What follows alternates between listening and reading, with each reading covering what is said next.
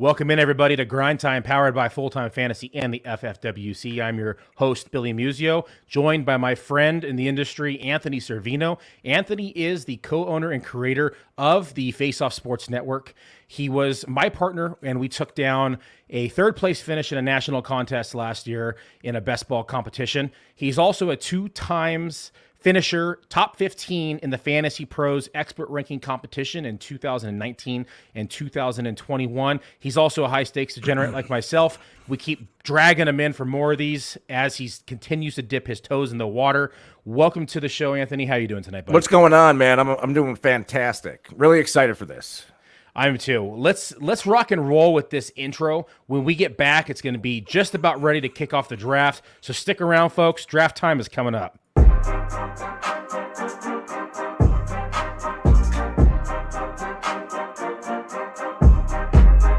Nothing but time, use it to grind. They huff and they puff it, this bacon is mine. Stakes are all high, your stakes are so dry. I'm as rare as they come, put it all on the line. Losing very doubtful, cause I'm winning every outcome. I'm impressed by his guess, there's no reason to guess. Drafting like I won the lotto, but it's grind every day. Managing teams is just part of the game. Free agents, lineups, they all in one place. This is the content that can't be replaced. Speaking of place, first is the option. Win is the goal and I do it real often. Tournament entries, I already bought them. I bury the field, that's the nail in the coffin. Checking my watch, checking my clock. Grind is the time, I ain't never gonna stop. Digital, analog, never gonna stop. You ain't never gonna stop, I ain't never gonna stop. Checking my watch, checking my clock. Grind is the time, I ain't never gonna stop. Digital, analog, never gonna stop. You ain't never gonna stop, I ain't never gonna stop. Cause it's grind time, let's go.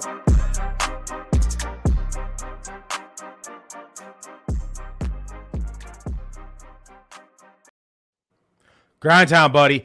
All right, we are about 1.5 minutes from the start of the draft here. It is the SuperFlex Bowl at FFWC. It is a $50 entry, 12 teams inside this league, just like every other tournament.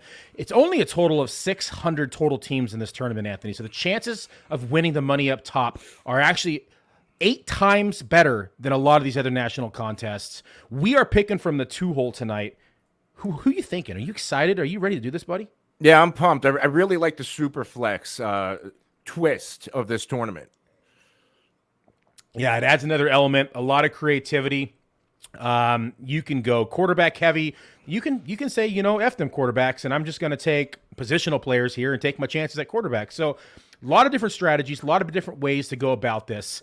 Roy, the commissioner, is standing by, and I'm going to let Roy know right now that you can go ahead and get this thing started as soon as that timer ticks down. I think we're about there, but Roy, go ahead and start this draft, and we'll pull up the stream so everyone can follow along.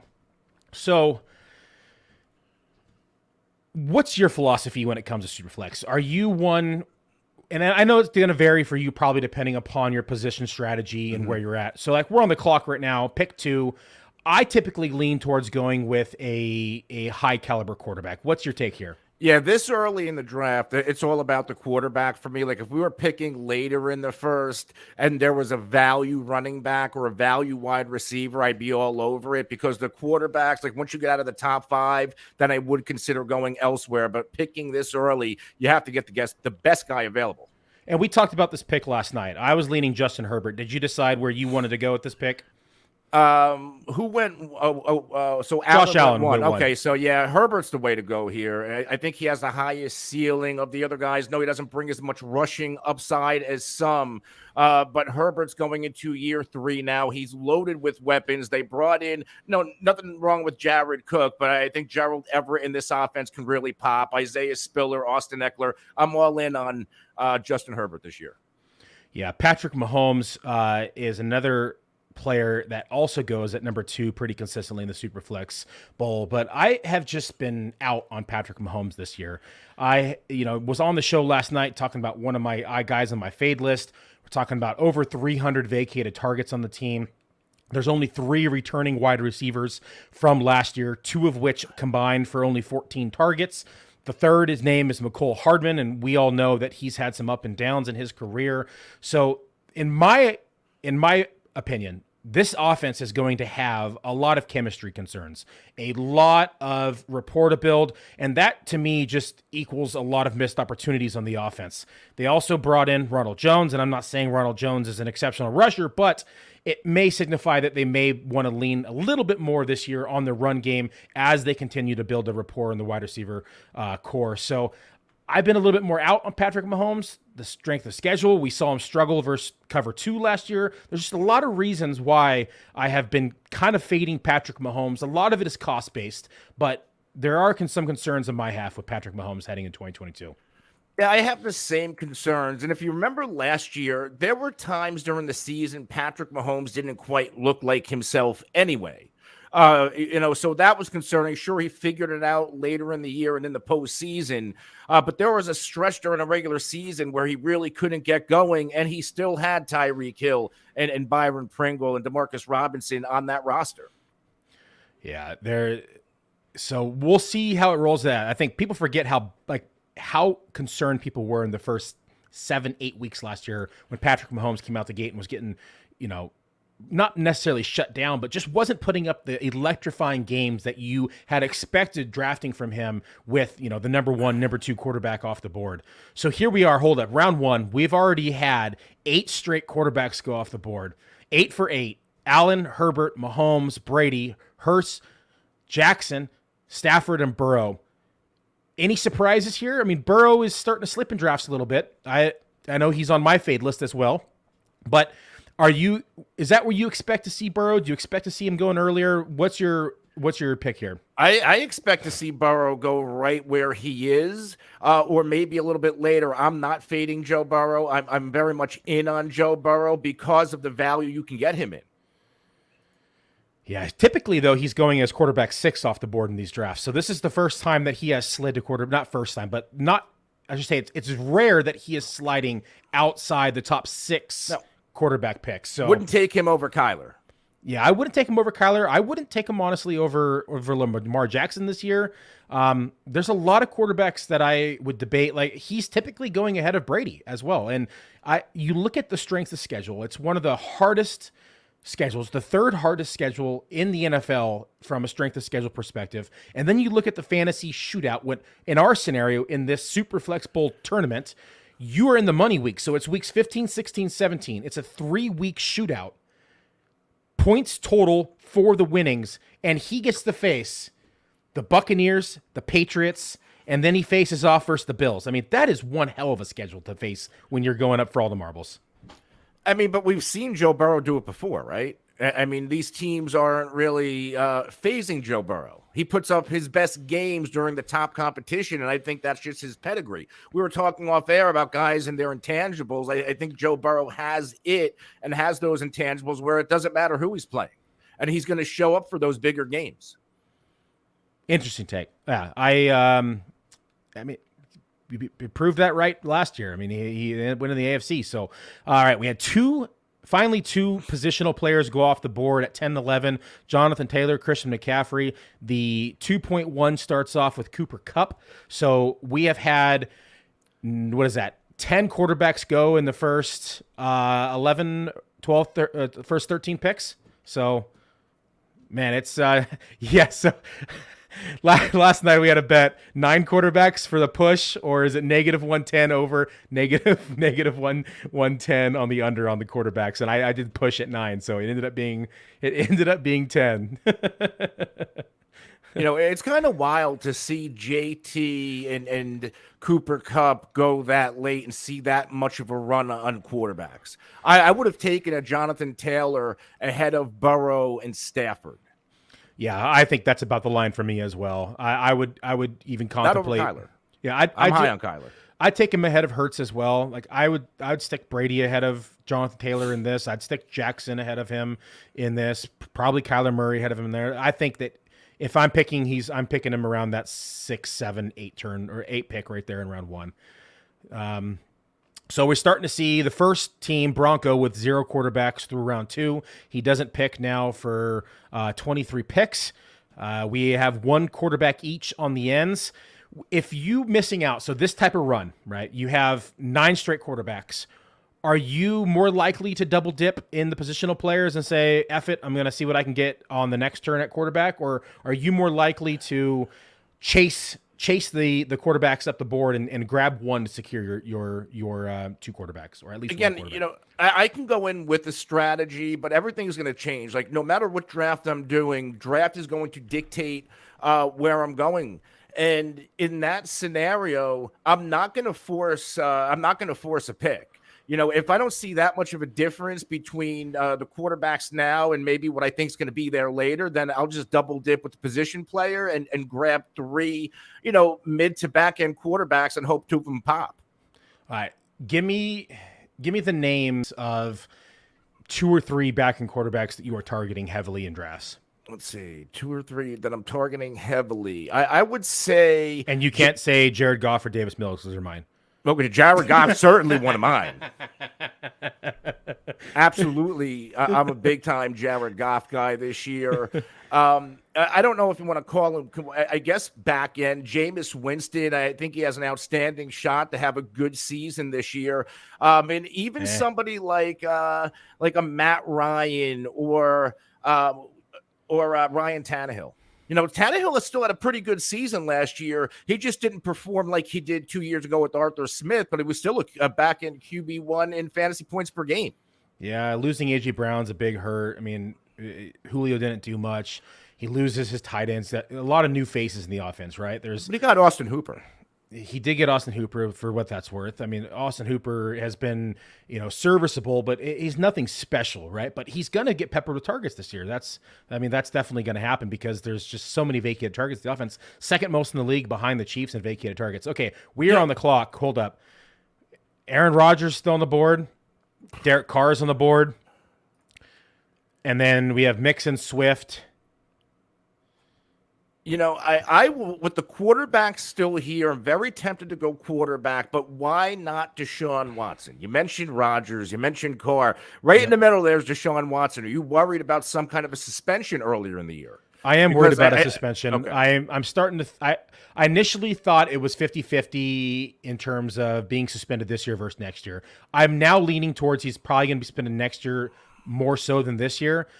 However, that being said, I do have concerns, but I don't own any yet through my 4 drafts, so I'm completely fine taking Watson here. Let's roll the dice on Watson. All right. Yep. And in the tournaments, you have to shoot for ceiling play. And he has the ceiling. And he has the ceiling. So I am, like I said, fine with that. I don't own any yet. I already have 1 Rodgers share through the first 4 SuperFlex Bowl drafts that I've done, so I am fine with that. I was looking at Drew Davenport's videos that he's been doing. He's the criminal lawyer that he does for fantasy football, and he has been doing an excellent job covering this case and laying out all the law side of it that we just don't understand as everyday fantasy players or analysts, right? It's just being a lawyer has its advantage when it comes to these court cases, and he has done such a great job, just kind of laying out the law, and he is even starting to think that Deshaun Watson may avoid a suspension or at least being minimal in 2022 simply because of how these court cases are proceeding and timelines of them. So if that's a scenario, I mean, that's a discount for Deshaun Watson, who probably, if we knew today, Deshaun Watson is cleared to play all of 2022, no suspension, where do you rank him in your quarterback rankings? If we absolutely knew he was going to play, very close to my, inside my top 7 or 8. Oh, we're on the board again. Sorry. Let's look at. I love DeAndre Swift's schedule right now. We like a lot of the same guys. All right, we good on DeAndre Swift? Absolutely. Okay, great. Let's do it. That was an easy one. Beautiful. Yeah. And let me guess, you have some Lion stacks too. I do have some Lion stacks. Lions Chicago stacks that week 17. I think it's going to be a sneaky game. But so back to his ranking. We'll come back to the Lion stack later. Talk to me about Deshaun Watson, where he is in your rankings. If he is 100% cleared heading into 2022, where do you rank him? Certainly top 8. I can even probably make a case for top 6. This guy in his career has never managed fewer than 21.3 fantasy points per game, and that was good for 5th in 2018. In 2017, he played 7 games, 24.7 fantasy points per game. He's never finished worse than a QB5 in that category. And, he did it with his receivers weren't always great outside of Deshawn Watson. I mean, outside of DeAndre Hopkins. Yeah. I'm very much in on Deshaun Watson in that offense. And the weapons are going to be pretty good with Cooper. I like Bell a lot. There's some upside with Donovan Peoples-Jones. I like David Njoku a ton. So there's a lot more to work with than I think he's ever really had in Houston. There is a lot more. I mean, he's got probably, the best running game he's ever had, arguably the best offensive line he's ever had.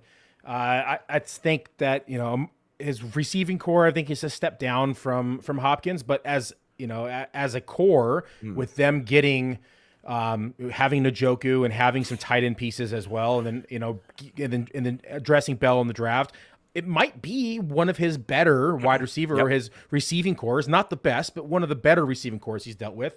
And, he finally gets to go into a system that he's buying into, right? And that he wants to play for, that he knows he's wanted. So there's a lot to like about him. Don't get me wrong, I have concerns, right? Legal concerns primarily. But the other concern I have, which no one has been really talking about much outside the legal concerns, is he hasn't played football in over a year. How do you think that that's going to affect him on the field heading into 2022? I mean, do you lose a step? Do you lose your rhythm? Like, walk me through that. Like, what do you think is going to happen with that? I mean, Deshaun Watson's still a young guy, 26 years old. Now, the thing that does concern me, because I would say, okay, yeah, a guy like him, he's going to keep himself you can never replicate what they call football shape, not playing football, but he's going to keep himself really, really close to that. My one concern is dealing with all the court proceedings and that taking away from his training. Yeah. But, a couple of games, like where people were concerned about what Aaron Rodgers, he sucked against the Saints, and then he was Aaron Rodgers again in week 2. True. Yeah. Oh, he's lost a step. He was too busy on the offseason, then he's MVP. I want to go back to Tannehill here for a second. He has some sneaky rushing upside. The past 2 years, he's had 7 rushing touchdowns. Yeah, no, he has that side of his game, but I think the concern is just the receiving core. I mean, outside Burks, who has questions. I mean, Burks is going to get peppered with targets. Hooper's going to get peppered with targets. Outside that, Bob Woods is recovering from, his knee injury.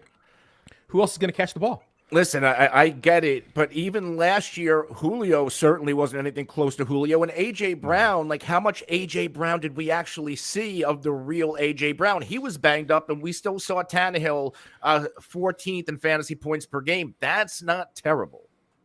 Yeah, no. All things considered, I mean, he's going to throw to better than what he threw to last year with a banged-up A.J. Brown. Like, it was bad last year. It was bad. Westbrook and Kinney was his number 1 some weeks. And he's actually the number 2 right now in the offense, right? And so he's a sneaky play this year as well. So I get the Tannehill /love, right? I don't love him. I'm a little bit lower on him in consensus, but like there's other quarterbacks in that range that I would rather target that I just feel a little bit more confident about. But I can see that you can build some stacks with them because you look at the matchups, right? Week 17, they have a pretty damn good matchup. They're facing, I think is it Dallas? Is that who they're facing? Tennessee. Yeah, they're facing Cowboys. So they have a pretty damn good shootout schedule. So you look at weeks 15, 16, 17. They're at the Chargers week 15. They're at home versus Houston week 16, at home versus Dallas week 17. So probably some pretty good shootouts those weeks. Where did did I close it? Yep. Okay. I was looking at the screen. Okay. We're not on the clock, right? No. No. It's coming back. The very top up here, it shows you who's on the clock, and then the board will drop down here. I pull this thing up so people don't look at my queue. Where do you have Debo going this year? So I see he just went 7th pick in the 3rd round. How do you feel about Debo overall? Any concern? And Absolutely. Okay. And you know how much I love Debo and how high I was on him last year. You're a 49er fan. Yeah. Yeah, I am a little bit, just a wee bit. But I mean, he was my most drafted wide receiver last year. I loved the cost last year. People knew I was just banging the drum for him last year, and I had owned very little to zero of Ayuk. but it's actually, quite frankly, that has swapped for me this year. I always look at the two and say, one, how close are they possibly or could possibly finish in fantasy points, and what's the draft capital between the two that it's going to take to acquire them? Plus, you got to take in everything else that's kind of happened this offseason into consideration, right?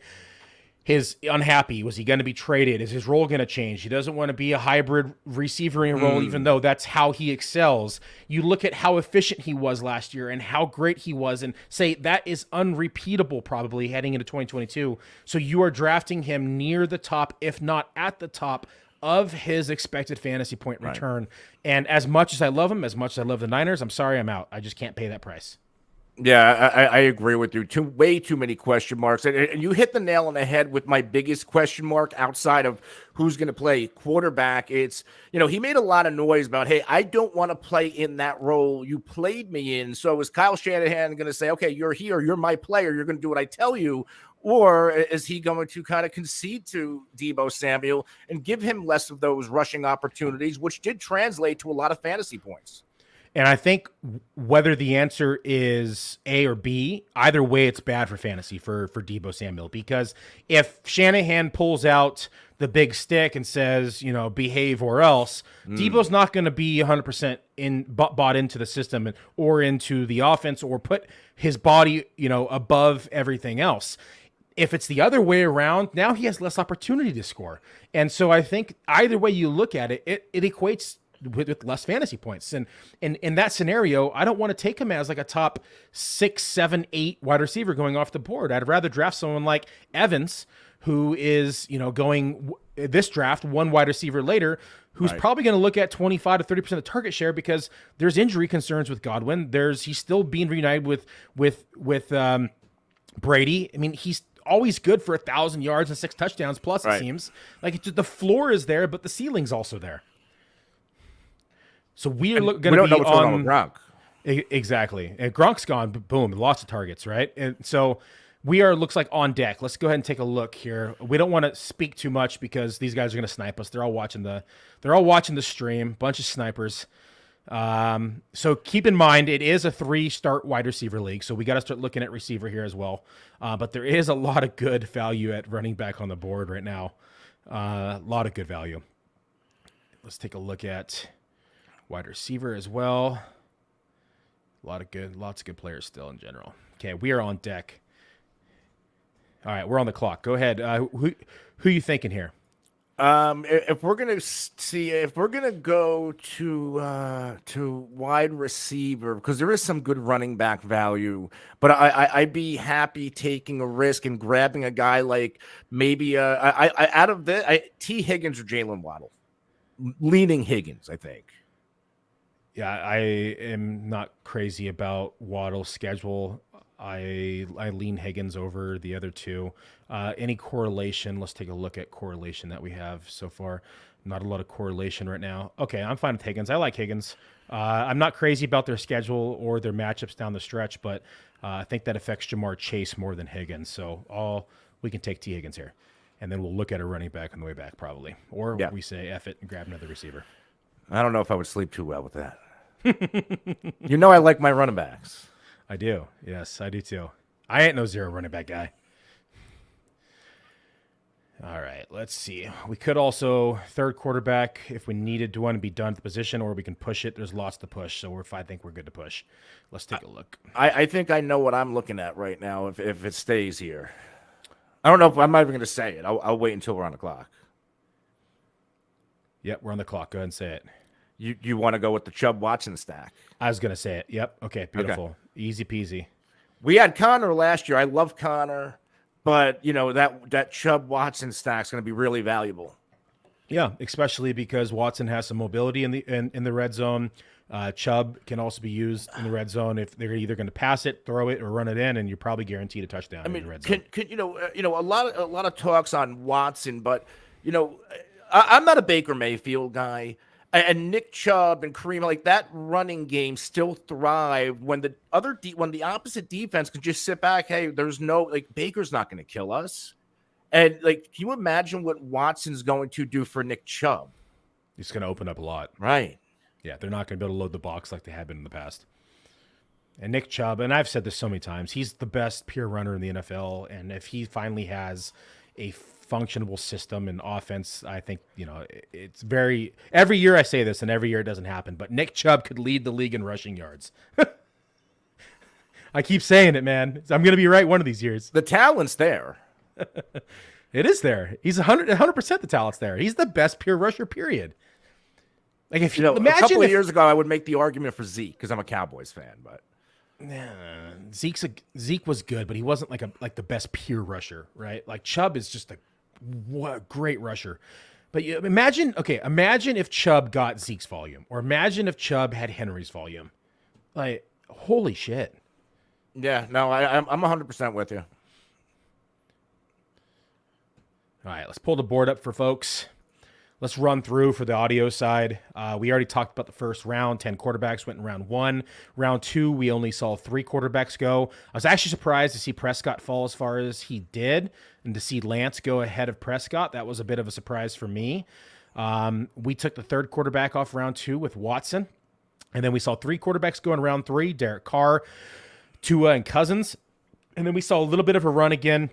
In round 4, we saw 4 quarterbacks go, Matt Ryan, Fields, Trevor Lawrence, and Winston. So far, halfway through round 5, only 1 quarterback off the board with Zach Wilson. Outside quarterbacks, any other surprise picks for you, ADP-wise, players going ahead of players that you like or don't like? Take a look at the board and let me know your thoughts. I guess the one that sticks out, and I completely get it, is Cam Akers. I would take a James Conner and over Cam Akers. Okay. I get Cam Akers, the opportunity, but is the opportunity really going to be there? Because since Todd Gurley, McVay likes to use the hot hand running back.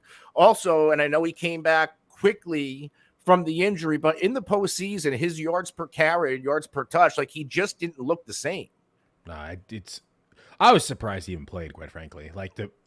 That's the whole nother topic, but the fact that he was able to return, it says a lot about his mindset. I have to, give him credit where that is due. Right. But I think outside of that, you're right. I think he was probably rushed back, probably wasn't able to be 100%, but wanted to be there for the team, right? I wasn't a big Akers fan last year, but seeing him come back as fast as he did, it made me think twice about all my opinions of him. But are you taking him over James Conner? Because no, we kind of know what James Conner is in that offense. No, when Chase Edmonds was out, James Conner did everything. Yeah, and now there's no one else there really. Is just a guy. Yeah, Benjamin, and then they have Ingram there now, right? There's no one really there behind Conner now, and I expect him to see the workload that he was getting down the stretch pretty much all year, as long as he's able to stay healthy. That's the big question with Conner every year, right? Can he stay healthy? And I think if he is, then, wheels up, baby. He's probably going to be a top 5, 6, 7 back if he can stay healthy all year. 1 quarterback through round 5. Starting to slow down. And decent guys still on the board. Mm-hmm. If you punted, you can get by. Oh, there's still a bunch of quarterbacks on the board that I like. Only one team right now has 1 quarterback. That's going to be Team 11, Erwin Mainway. Started off with Christian McCaffrey. Then he goes Trey Lance ahead of Prescott, which was a little bit of an eye turn for me. But then he comes back and hits 3 guys that I absolutely love this year: Mike Evans, Barkley, and DK Metcalf. And if he's able to put together some salvageable quarterbacks here, either here or on the way back, that team's looking pretty damn good.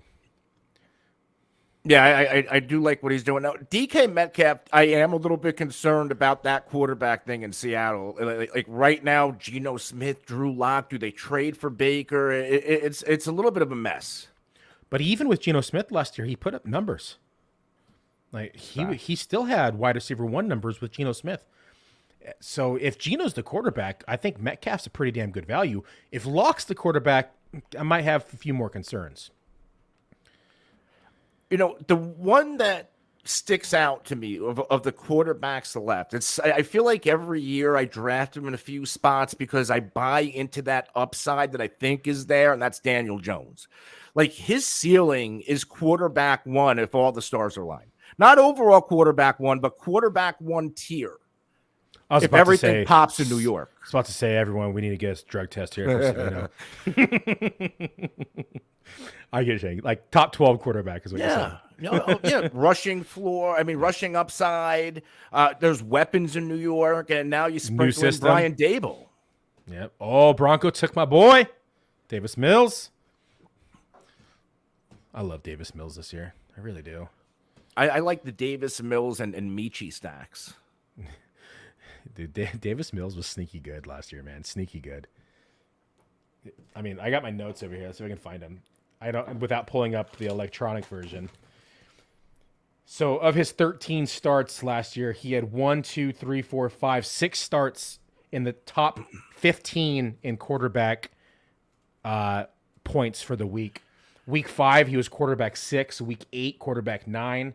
Week 14, quarterback 15. Week 15, quarterback 13. Week 16, quarterback 10. Week 18, quarterback 4. He had a pair of 300-yard games and 3 touchdowns down the stretch. He was quarterback 10 from week 14 to the end of the season. Yeah, he flashed, especially towards the end. And this team is probably going to be better. It should be better than what they put on the football field last year. Lovie Smith running the defense. They're going to be opportunistic. That's what Lovie Smith does, and that's more opportunities for Davis Mills and his offense. Yeah, they're able to add to the receiving core. I'm a big Marlon Mack fan. They brought Marlon Mack in. Everyone's hyped about the rookie. Yep. I'm not so much, but they pieced together a running back core that I think might be decent. I'm not going to say good, but might be decent. And then, you add in the extra receiving games, plus the defense is not that great. The division is not that great. There's a lot of things that can go right here for Davis Mills as a quarterback. Plus, you and I were talking off air. He's got everything to lose in 2023. He's going to be playing with his heart all year long because he knows his job is on the line. And anytime you have somebody who has everything to lose, they are dangerous. You know what? Use that same narrative for Ryan Tannehill. True. Stats Guru says that our team here, Watson will have a huge influence on team 2. If he returns to form, that is a formidable first 5. We agree. Back to Marlon Mack here for a second. People love to jump on the latest rookie, no matter where they're drafted, and that's fine. You can be that type of fantasy manager. But Marlon Mack, at one time, he put up back-to-back seasons over 900 yards rushing, 1,000 yards in 2019, 10 and 8 touchdowns respectively. And in those 18 and 19 seasons was the RB15 and RB22 in fantasy points per game. He could be a really good running back. I don't think that's a lock that he loses his job to a rookie. And I know the Achilles is the running back killer, but if you're into Cam Akers coming off this injury, why can't Marlon Mack? All right. We are on the clock right now. We have 44 seconds.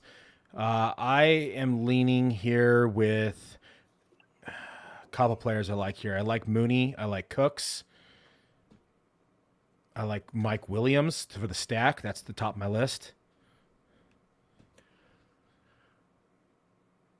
Running backs, we have Elliott, Hall, Etienne. You know what? Let's talk about receiver first. If you want, I'm in on the stack with Mike Williams. If you want to go that direction, yeah, let's go that direction. I like the stack, and I like Mike Williams a lot. Okay, let's do that, and then we'll look at the players coming back. Take them out of my queue so these guys don't snipe us. And I wanted to wait about them. What do you think of Dobbins? I've gone back and forth with Dobbins. Mm-hmm. It's one of the hardest backfields right now for me to kind of project, just because where is he at? We haven't heard a lot in terms of where is he at in his injury recovery, right? I know they don't have much besides him, and we're talking about a lot of injuries here now, but I just have concerns. The wide receiver core is now reduced. Yes, they still have Andrews. They still have Bateman, but Duvernay is now the wide receiver 2. Are they going to start loading up the box, right? There's some concerns. And I mean, this is the team that rushes the ball 500 times a year, including Lamar Jackson's rushing. We're back on the clock. Do you want to go at running back a little bit more balanced, or do you want to take another receiver? No, I say F it. Let's go ahead. I know you want Zeke. I want Zeke here. Probably gives us 3 really solid running backs to hang our hat on, and then we can really attack wide receiver coming back. I'm in. Okay. And I think people are underdrafting Zeke Elliott. Absolutely. You look at like Derrick Henry, for instance, was a monster in the beginning of the year, but got hurt, didn't play, comes back, still a round draft pick. Zeke played through injury, and had he sat out the remainder of the year and then came back down the end, or maybe sat out the whole year, I think he'd be going 2 rounds higher, because people were like, oh, he's washed. They saw what he did all year, but he was hurt. Yeah, he played through, what was it, a meniscus or a piece of, I'm trying to look at what the actual injury was that he played through. Something in the knee. I don't remember exactly what it was. And it was a significant portion of the season down the stretch. Yeah, and if you remember in the beginning, he actually started off pretty damn good. He was looking spry. He had to look a little leaner. He was jumping better. He was running better. I also look at like this offense as a whole and say they lost Amari Cooper. Everyone's concerned about Tony Pollard. Well, Tony Pollard probably gets a little bit more in the passing game, but Zeke probably gets more in the passing game as well. They're probably going to evolve the running game a lot more now because of the lack of weapons in the receiving game. Yes, they drafted Tolbert. Yes, they still have Schultz. Gallup's coming off of an ACL injury as well. Like they brought in James Washington. So there's a lot of moving pieces here, right? What's consistent? The running game. The running game has the same core. They're going to continue to lean on the running game. They paid Elliott way too much to abandon that, and I just don't see that going away here in 2022. Cowboys are not going to abandon the run. There's no way. And their rookie first-round pick, he can, Smith. Not Tyron, that's the veteran. I'm forgetting his first name, but he can play both tackle and guard, and his strength is run blocking. Yep, exactly. Now, Zeke last year, all things considered, and, the injury and looking washed down the stretch, he still finished as a top 12 running back in 7 of the weeks that he played. Most of them were pre-injury. Yeah. He was going at such a discount in early drafts. He's starting to climb up the board. But I remember getting him in drafts in like round 6. And you're talking one quarterback starts, man. Like the hate had gone too far, and I'm not even a Cowboys fan. I don't even like the Cowboys, but I'm biased with teams when it comes to fantasy sports, and I look at production as a whole and my bottom line and say who makes the most sense here. And it was like every time I came around, it was like always in round 5. Sometimes he slipped to 6. I'm like, man, I gotta take him. You can't pass on him here.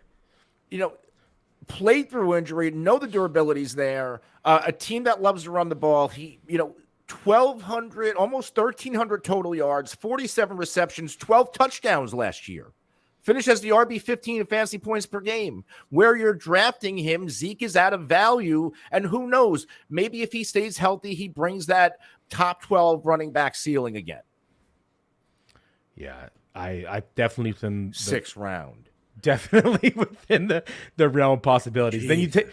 And then here, listen to this shootout schedule, okay? And when I say shootout schedule, everybody, it's week 15, 16, 17 of the fantasy season. This is the money weeks. This is where all the marbles count. In this best ball tournament, it's a 3-week shootout, weeks 15, 16, 17 if you make the finals. If you're talking about the online championship or the world championship at FFWC, you make the shootouts. It's week 15, 16, 17. So Jags, week 15. Eagles, week 16. Titans, week 17.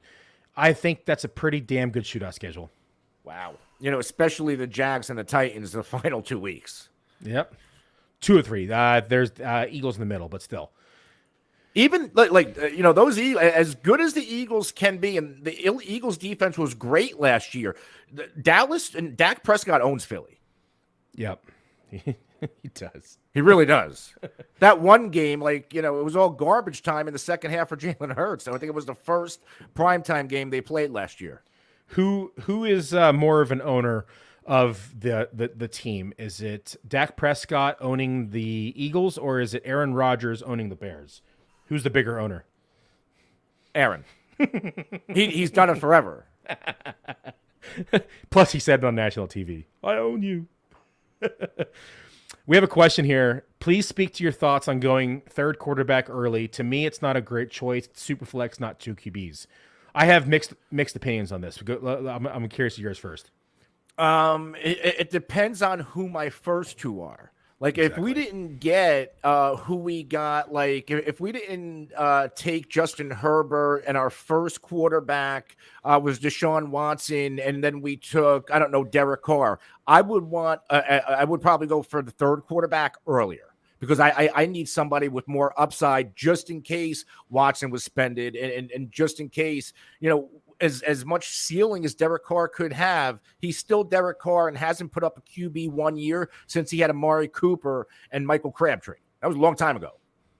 Yeah, where does that line for you? Like, where does that tier of quarterbacks break and say, I have to take a third quarterback earlier than I want? Is that the Zach Wilson range, the Daniel Jones range, Carson Wentz? Like, where is that? Of who I would take, or one no, I would pull the trigger? Like if you're in your mind, you're like, shit, this guy's my quarterback too. I'm not comfortable with him. I probably should add a third. Where's that line for you? Let me go down the board here. Certainly, probably before Zach Wilson. I would say maybe Jameis Winston. Okay, I can get on that, like quarterback 24-ish. Yeah, and seeing whoever took Matt Ryan team, in the fourth pick in the fourth round, or third pick in the fourth round over Justin Fields and Trevor Lawrence, I absolutely love it. I think Matt Ryan has a lot of juice left. You too, and I love the offense. Next question we have is, more importantly, what are we drinking tonight? One of my favorites, actually. I had spilled wine on the bottle, I was pouring it, but this is Turnbull. It's an Oakville Cabernet. Turnbull actually had a couple 100-point wines in the past couple years. This one's not the 100-point wine, but it's like a 94 points on the rating scale. It is not a box of wine, Scott. Oh, man, box of wine takes me back to the days back in college, man. I got a coffee. Yes, very, very good wine. I figured I was going to be podcasting for at least an hour plus tonight. I might as well have some good wine and hang out with all the gents, all the guys I knew that were going to be on here. We could talk sports. We could talk, I guess now we're talking wine. We could talk wine. So I had to bring out the good stuff tonight. I love Turnbull. All right, let's take a look here. They don't know about the $2 Chuck. $2 Chuck actually was not bad wine when it first came out. It was actually sneaky good. It was like the Davis Mills of wine. Like, it could put up some damage. Really? back in the day, like before, I think they sold, if I recall, but prior to like really blowing up, it was actually decent wine for the price, and then it really got just nationalized and became shit. I'm not a big drinker. Like, I don't really enjoy the taste of alcohol whatsoever. So it's like, if I'm drinking, it's usually for a purpose if I'm out. So I'm more of a shot and a water guy. Yeah, 100% back in the day, it was fantastic. Yeah. I'm 37 and still go out like a 25-year-old when I go out once in a while. Once in a blue moon. I'm a very boring person. Yeah, I don't go out at all. Like, 2 kids, a wife, but I grew up in wine country. So like, I was drinking wine at the age of like 14, right? We're going to house parties and it's not Keystone Light. It's their parents' vineyard stuff, right? It's bonfire out back, and you can drink anything in the house except for this cellar stuff right here. Don't touch this or you'll die, right? You can drink anything else in the house. I don't care. Anything down in the cellar, you can grab and drink. Don't touch this section right here. Easy, simple rules. All right, we are on deck here. Let's take a look. There's still some really good running backs on the board, but I think we need to start diving into these wide receivers a little heavier. Start looking at stacks as well. So quarterbacks, we have Herbert and Watson. We got not on the yet. Chargers have Titans, Colts, and Rams down the stretch. Cleveland have Ravens, Saints, and Washington down the stretch. We have no quarterback stacks outside of our players. No correlation, I should say. We have stacks. Who did I say was playing the Titans? Cowboys, but we don't Cowboys. All we have. Okay, who else did it? Cleveland. No, it was Chargers have them week 15. Okay. I'm open here. I'd say we have 20 seconds. For me, it's either Lockett, Ayuk, Thielen, or Burks. I'd go Ayuk. Okay. I like the ceiling there of Brandon Ayuk. I'm a big-time Ayuk guy, actually. Okay. I have him just below Lockett, but I'm fine with that pick. You're not going to convince me that Ayuk's not a good player. Despite all the question marks in San Francisco, there's a lot more questions for me. And I get, Geno Smith. It's just leaves a really bad taste in my mouth. San Francisco, we have no stacks with no correlation, but it's okay. Not everything has to correlate. Not everything has to be stacked. But what do you say? Careful now on the stones. What? I don't know what that reference is. I must have missed it. MD 2020, Scott Lawrence says. He's over here drinking MD 2020 and Four Locos. They still make Four Loco? They do sell Four Locos. Wow. So we sell it at our grocery store, and this guy came in. He was definitely, high on something. And he was walking around my store with 2 Four Locos on his face, like drooling around the store. And he said he was burning up. I called my neighbor, who's a sergeant at the police force. He's like, you might want to come down and grab this guy. This guy's on something good.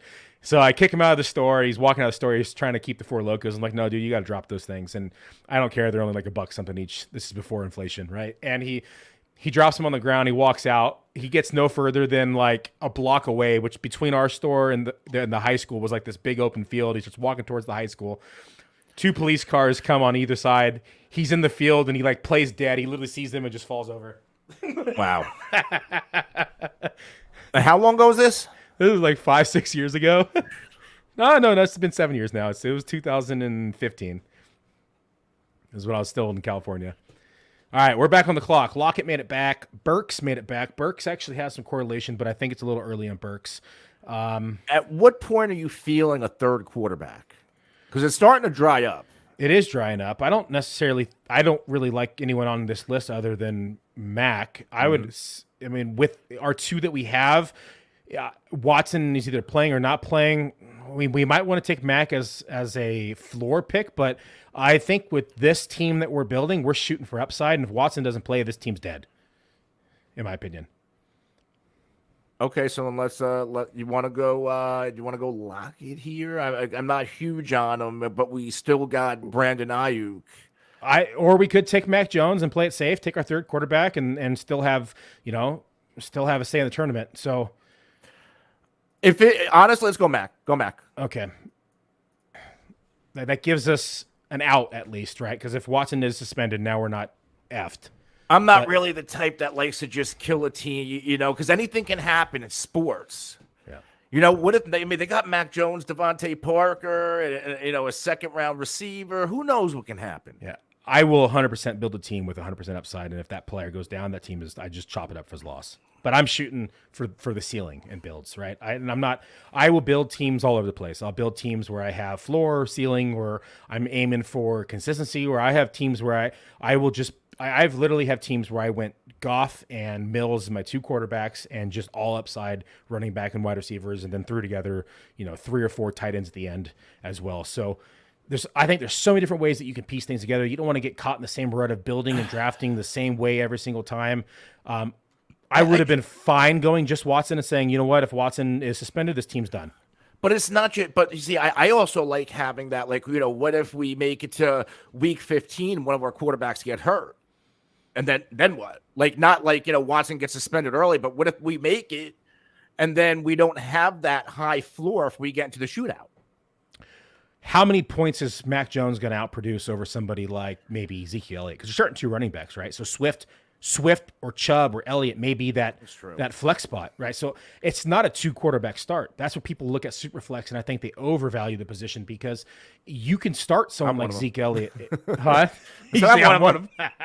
You can start somebody like that inside the position, and when you get down to weeks like that, you want to have another, positional player, in my opinion, for the most possible point output at the positional points, because quarterback across the board, quarterback 8 through 20 is a difference of like 4 or 5 fantasy points, right? Where when you talk about wide receiver, and that's a difference of like 15, 10 fantasy points. Right. That's a huge difference when it's coming down to the shootout where it actually matters. So 9 out of 10 times I'll lean positional player over the quarterback, and I will take a gamble. Even if a team's going to be dead, I'll do it. But I'm also drafting a lot of volume compared to most players, right? Right. You're talking a couple hundred teams a year. So I have no problem if one's dead. Like, to me, it's just one, chop it up as a loss. I shot for the ceiling. That one missed. Next, another bullet's in the chamber, though, right? So do you primarily draft best ball?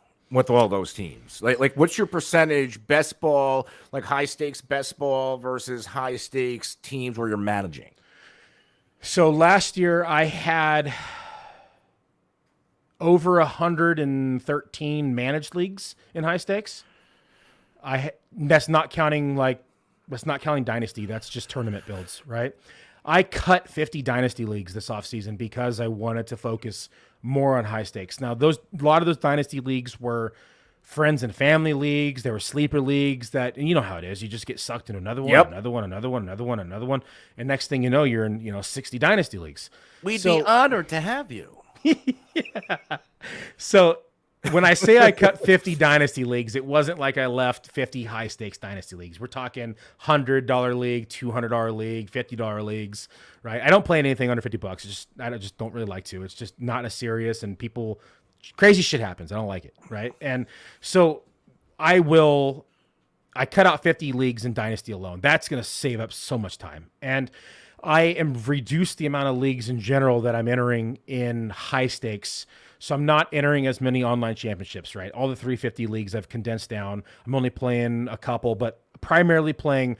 So I just registered for 20 of the world championships here on FFWC. It's the 2,000 buy-in or $1,800 for your first team, and then it trickles down. I might as well pull it up while I'm talking about it. But if you buy 10 teams or more, it's only $1,400 a team. If you win first place in the regular season, or you have the most points, so it's called a dominator, most points regular season and best record, it's a $10,000 payout to you in league prizes. Wow, that's huge. That's like a top 10 finish at some of these other major contests. You know, right? So you can win that in league prizes. Dave and I, my draft partner, who we do all these high stakes leagues together with, David Hubbard. Most people know him. We won one. We just missed out on two more. One was by half a point. One was by 1 point. So, I mean, $10,000, that's paying for, 6 leagues. Right. So if you hit two, like we're doing 20 at the FFWC plus the 10K league. But if you hit just two, if you just hit two of them, like you're almost even already. Right. Not to mention the overall points. So I've consolidated, put more money into the individual leagues, playing more high stakes confined leagues like the Top Gun, the 10K leagues, or done the World Championship, and just done more volume. So that's my strategy. Sometimes less is more, right? Where I had always done a lot of volume. So this year I'm probably going to only have 60, 50 managed leagues, which to me it's like half. Right. So it may sound like a lot to some people, but it's going to. Yeah, it's almost like a bankroll strategy you would take in sports betting or DFS, only you're doing with high stakes fantasy. Yeah, and when I first was building my bankroll, I was entering all these online championship leagues, 350s, and I'm trying to win first to 4 or 5x my money and trying to get the overall prize, and it's a lot more of a grind. And then finally, you start being able to build that bankroll and start playing more in the World Championship and start playing in the 5K leagues and the 10K leagues and the 20K leagues. And next thing you know, you have a bankroll of $40,000, $50,000 that you're able to play with. And you're able to, then pick and choose what you want to play, and whether you want to keep doing volume and keep grinding and keep having better chances at the overall prizes, or like this year, I said, you know what, I'm not shooting for overall prize. I'm simply playing ROI this year. And I'm going to play 100% ROI, and I'm going to do all high stakes leagues, high stakes. I'm talking, 15 to $2,000 entries plus, right? Nothing below other than best ball. And I'm going to just focus on those leagues 100%. So that's my strategy this year. That was a long-winded answer. Sorry. No, I think people who are listening, they need to hear this. Yeah, but it took a long time to get there, right? I've been playing high stakes for 10 years plus now. I started off with $1,000, man. Like that's all I had, $1,000. I dropped everything I had into 3 leagues. Luckily, I won all 3, right? And I was able to kind of just kind of take off with the next year. I just rolled it over and rolled it over and rolled it over, and just continue to kind of put it back in and said, I'm playing with house money now. And, luckily I grind, and I know players who are out there doing that. Like Jose here, Team Panda, he has reached out to me several times about building his bankroll, about strategies of trying to grow his high stakes entries, and have helped him kind of map that out. And so it's people are doing the right things. They're watching shows. They're doing entries. They're diversifying their portfolios, and they're doing all the right things in order to get there. Yeah, there isn't enough content on high stakes. And if you're not playing in high stakes, you shouldn't be writing content about high stakes. Correct. Because it's a different animal. This is only my third. This is like my third year playing in high stakes. And, my whole mindset and how I draft is completely different than 2 years ago. Yeah, we are on the clock again. Still a lot of running backs on the board. Wide receivers starting to thin up. It is, again, a 3 wide receiver start league. Anybody here that you like in the wide receiver core? Do you prefer anybody in the running back core? I like Tony. We could stack with Jacoby Myers as well. Alan Lazard I like a lot here.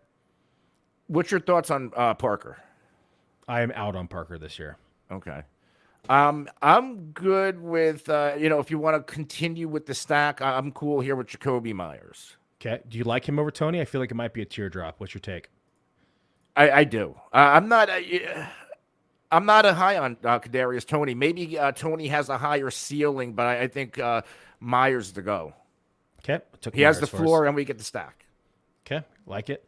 I don't have their schedule memorized. Let's take a look here.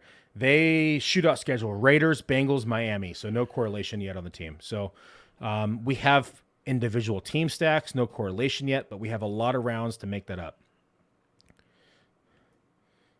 And let's see who makes it back.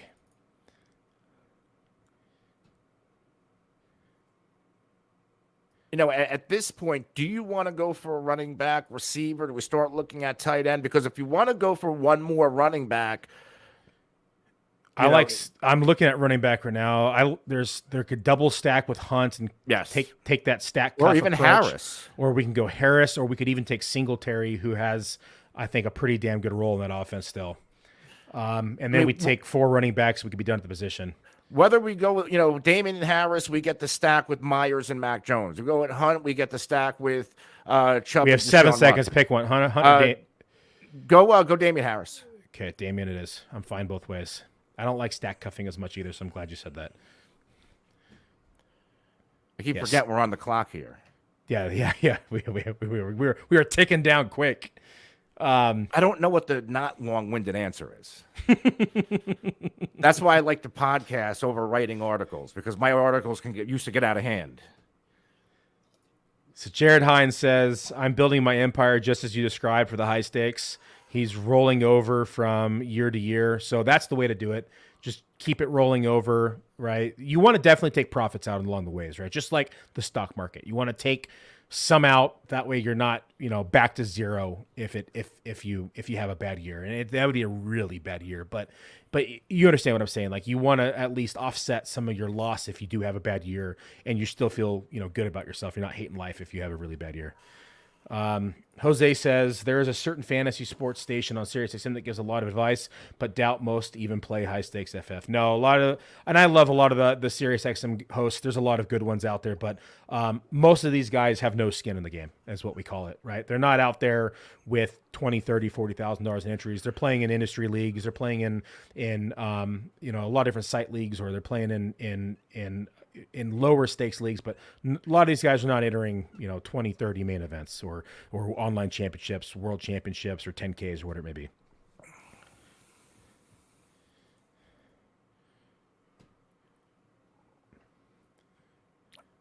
I'm looking at the draft board right now. Are you surprised that James Cook went over Devin Singletary? Yes. James Cook, I think, is a decent prospect, but Singletary to me is still the starter. See, I like the ceiling of James Cook. I think he might have a higher ceiling if certain things go his way. But if Singletary plays early in the year how he ended last season, he's going to hold on to that job for the duration. Oh, he was and actually Cook's great just down going to the be just a guy.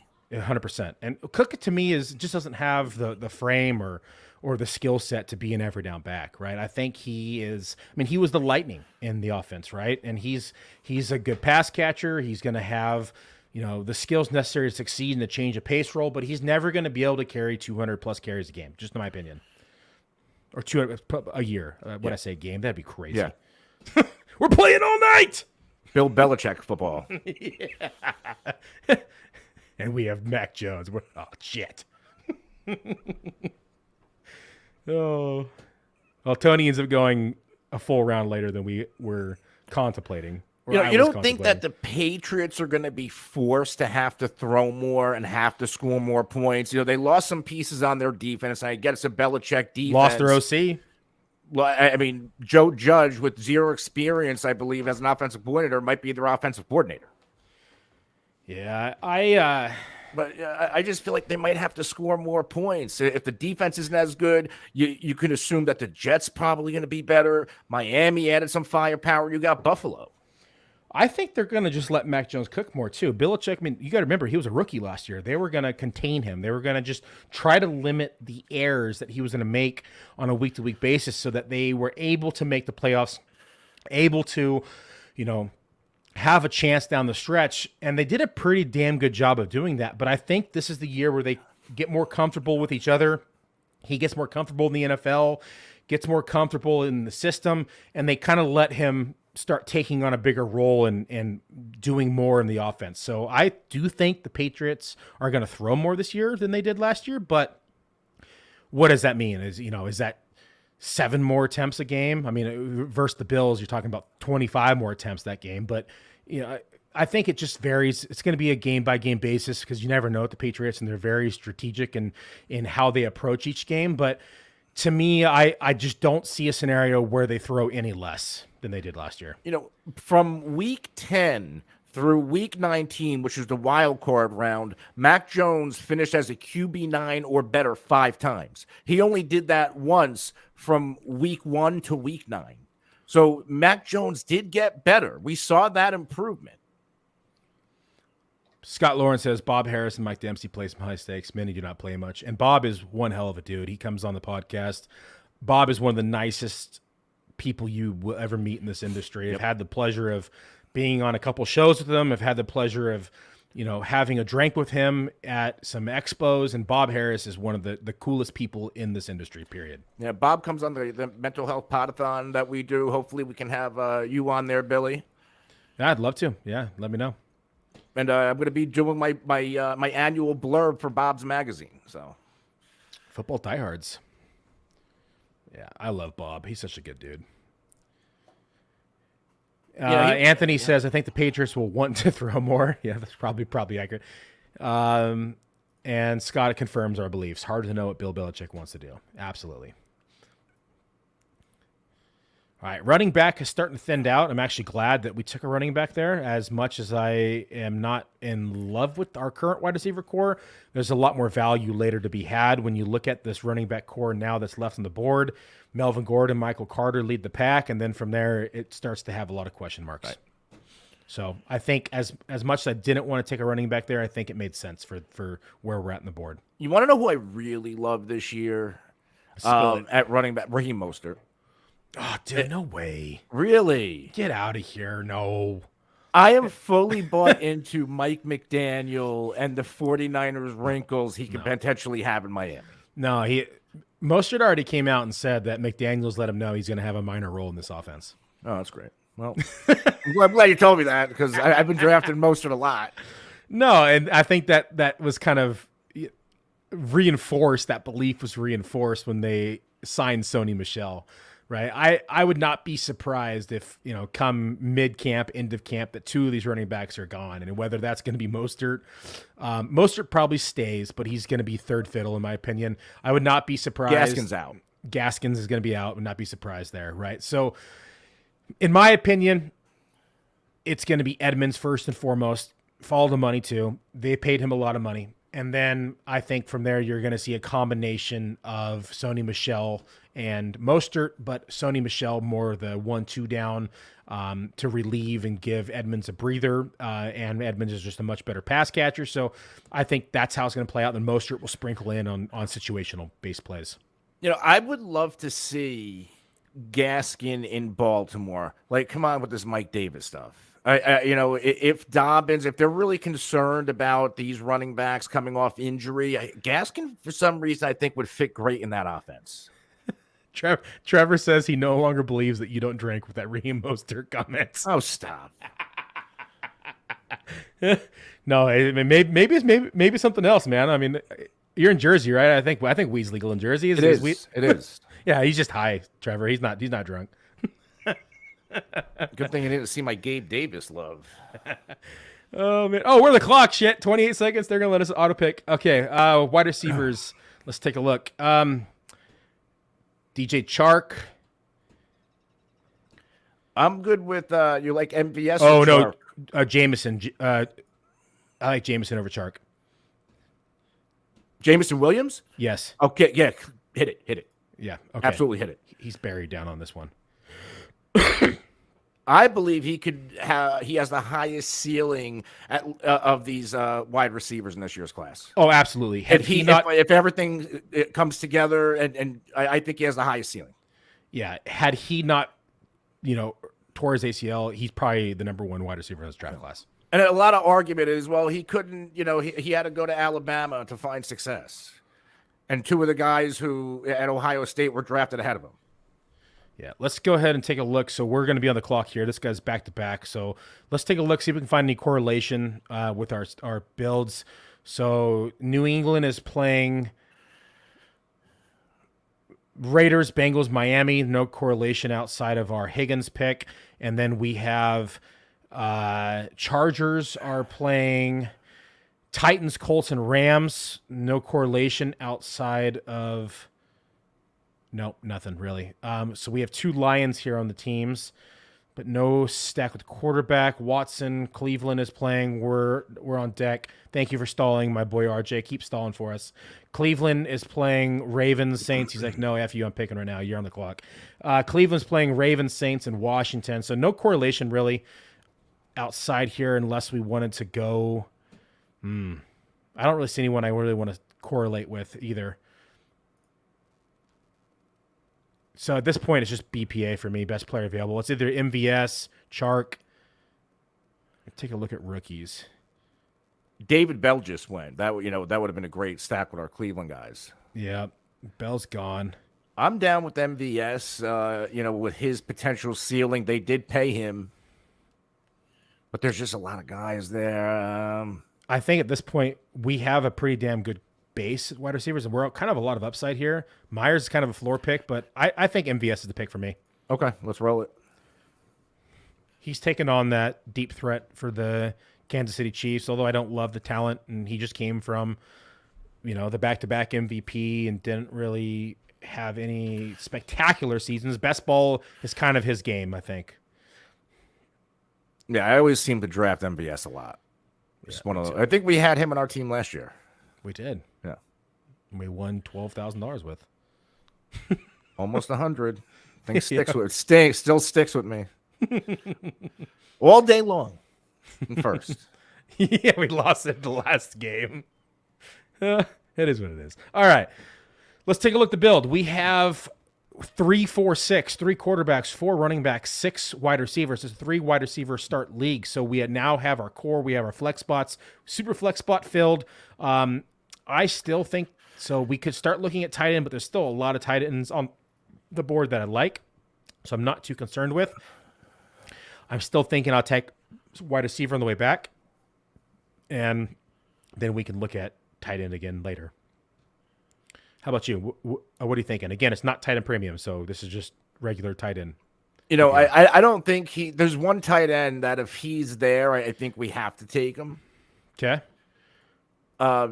Do I say, if people watching, do I say it? Do I not say it? This is your game. No. You can hold it. These guys are sharks. They're going to snipe you. You say his name, he's gone. Okay. But otherwise, yeah, let's go with the best receiver available. Okay. Yeah, there's There's a couple tight ends I really like late too as well. So I think we'll keep looking here. And we have a running back core that we could gamble with and just take 4, right? And just do a fragile build. I'll probably want to add one more just as an insurance policy, and there's some upside plays late, but there is the option of only going 4, I think, with the core that we have. Just there are some nice plays later. There's some as I'm scrolling down. Yeah, there's some very nice plays late, but just letting you know in case you want to start looking at in advance. 4, I'm okay with it, with the 4 that we have. And how much more do we need to fill? 20 rounds. There's no defense, no kickers. Okay. We're done at quarterback, so it's just running back, wide receiver, tight end left. And like I said, we could be done at running back. Just throwing that out there. Do you want to be done at running back? I like having a 5th guy. There's a couple, if they're there late, I'll take, but I could be done right now. Yes, I could be done. But again, I'm not going to force it, but I think we share a brain on a lot of the guys we like later on. Yeah, there's some very good value at running back late in drafts, so I would be fine with my 5th being in around 19 or 20 even. That's how late I like some of them. Okay, great. There's still some good wide receivers I like out here. Getting deep down here. Look at that, getting real deep. Getting down into the Khalil Shakir range. Okay. All right, let's pull up the board. Let's talk about the board so people who are going to be watching or listening to this on audio know what the hell is going on.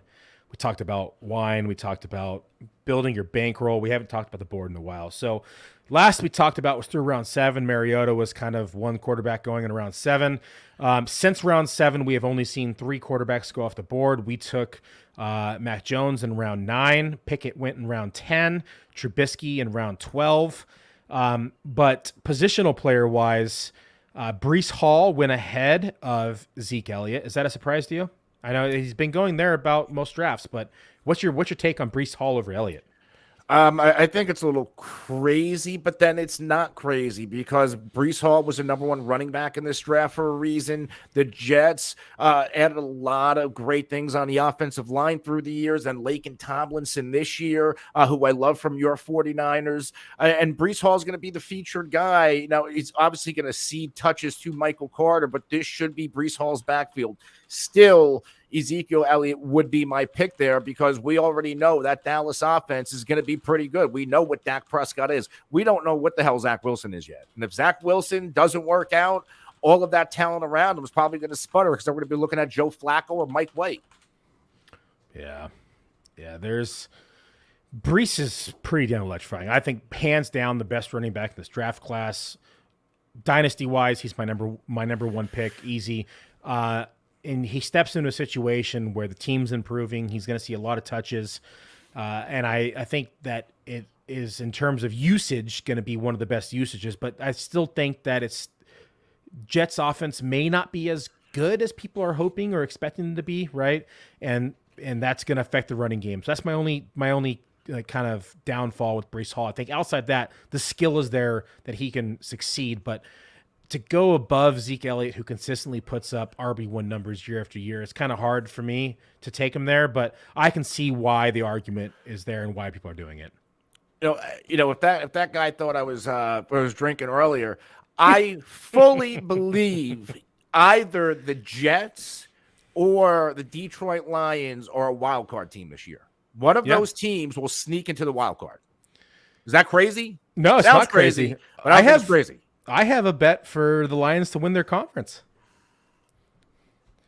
They have to beat Aaron Rodgers and win it, but I mean that team is sneaky good. They have a lot of playmakers. They have Hawkinson. They have Swift. They're healthy. They're back. They have, they added Jameson Williams. They added what's his name, Chark, right? They still have Amon-Ra St. Brown. That's a pretty damn solid, sneaky, good wide receiver 3. Like not enough people are even talking about the potential of that offensive line. They were either the 11th or the 13th ranked offensive line by PFF. 13th ranked PFF. I did a show yesterday. And Ragnar was all banged up, and he's back now. Right. So Penei Sewell going into year 2, this offensive line could potentially be top 10, top 5. And, people forget Jared Goff brought a team to a Super Bowl and many playoff appearances. He's a competent quarterback, despite what, fantasy Twitter wants to say. All right, I'm going to just go through what I said last night. If you listened to last night, you can just tune me out for the next 30 seconds or so. But for those who were not able to watch last night's show, Jody and I, the full-time podcast, we talked about quarterback sleepers and quarterback fades. Goff was my sleeper, and I said this last night. He was sneaky good in 2021. He gets weapons back, like I just said. He gets Hawkinson, Swift. He had 3 weekly finishes last year inside the top 8. Fantasy points and then 5 of the 15 games that he played, he finished as quarterback 15 or better. And he's in year 2 in the same offense. He gets, like I said, Jameson Williams, who they picked 12th in the NFL draft. They get DJ Chark. We just said it, the 13th ranked offensive line. You just said it. Frank Ragnall's back. I mean, they're sneaky good, man. They really are. I love where he's going in drafts. I hate to keep pumping him up because he's going to start climbing, but what is he going to climb? 2 rounds? He's still a good value. I don't care. If you dig onto Google, you can find pieces that, he played with a lot more confidence, a lot more tempo with Dan Campbell. And Dan Campbell recently said, we're going to play at a lot higher pace this year. The Lions, I believe, led the league in delay of games. That's going to be eliminated with Dan Campbell calling the shots. Yeah, I agree here. Scott Lawrence says Packers also have to watch kneecaps. That is true. They'll bite them on the way up. So Got to be cautious there. We're about 3 picks away. We can start looking at players here without saying them, just start mentally preparing ourselves for who we want to take. I see about 2 or 3 players that I'm interested in. I'm looking at a receiver, just so you know. I'll take a gander through the running back core. No, I'm good off running backs. Okay. Anybody here that's piquing your interest? At receiver. Yep. Yes. Okay. We're on the clock. Go ahead and say his name. For me, it's Will Fuller as a gamble that he joins Watson. Let's pull the trigger. I absolutely believe that's where he's going to land. I do too. So let me click there. Will Fuller. Okay.